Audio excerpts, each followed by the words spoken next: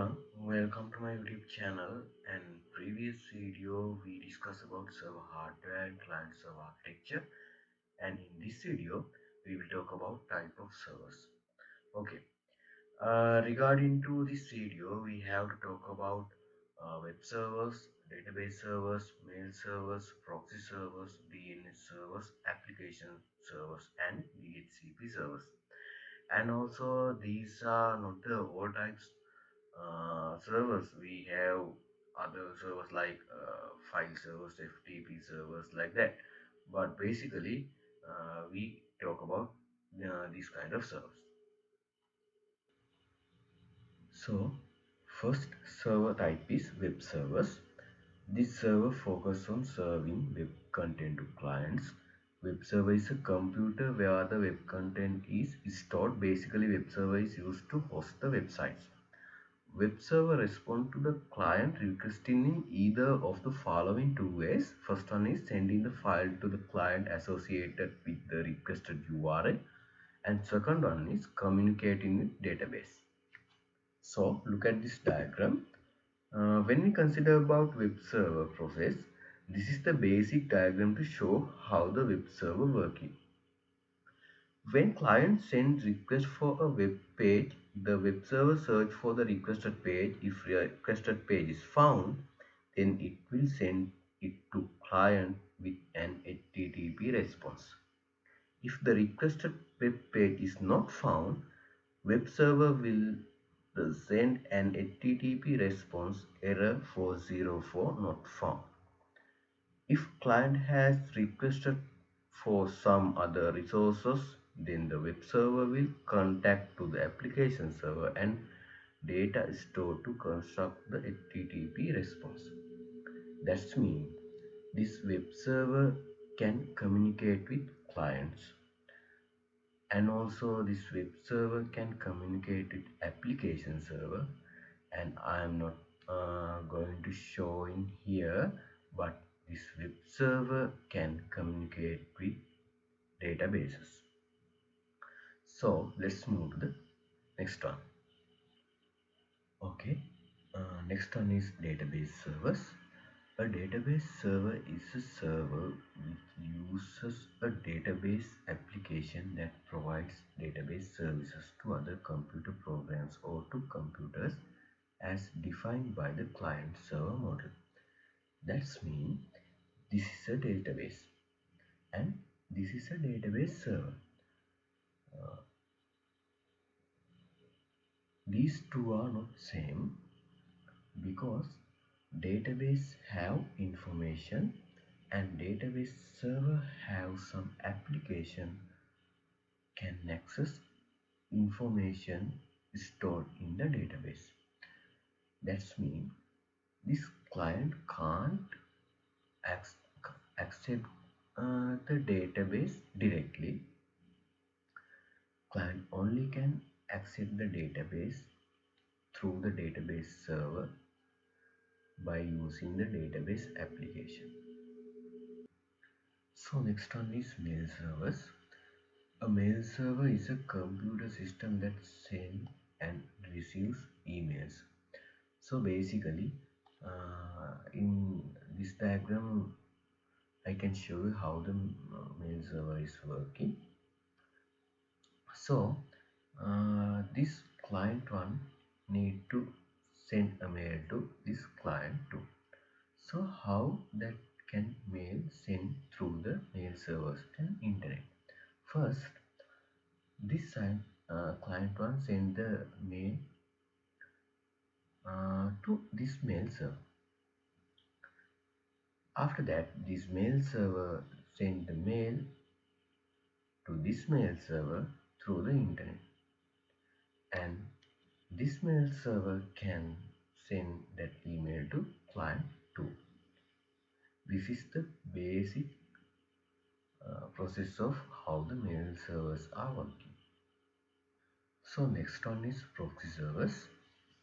Proxy server is a gateway between user and internet, and proxy server is mainly used for security purpose. So think this client need to access the internet. uh, when we think about YouTube, this client need to access the YouTube without proxy server. So this is your client PC IP address, and if you access the internet without the proxy servers, your this public IP address can uh, show into the your government or hackers like that. So that is risky for your personal data.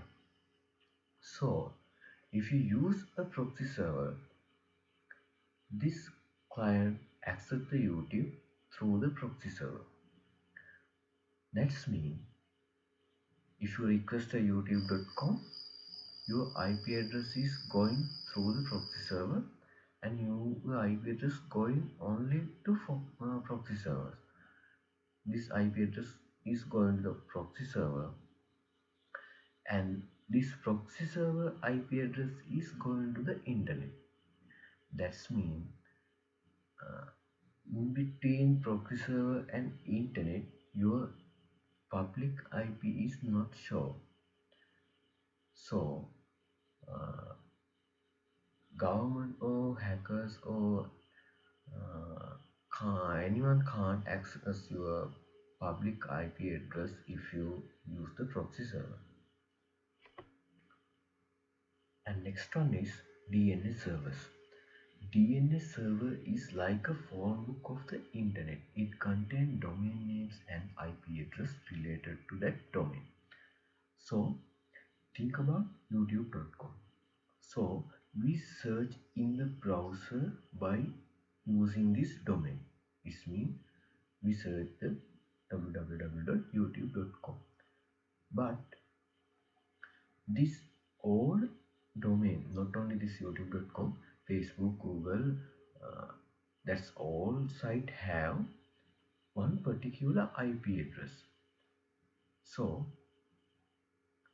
that IP address and domain names are stored in the DNS servers. So these DNS servers can convert domain names to IP address and IP address to domain name. So if we request a youtube.com by typing www.youtube.com, that request is going to the DNS servers, and that related IP address is accessed by the DNS server and give us the youtube.com interface. So next one is application server. An application server is a type of server designed to install, operate and host application and associated services for end users, IT services and organizations.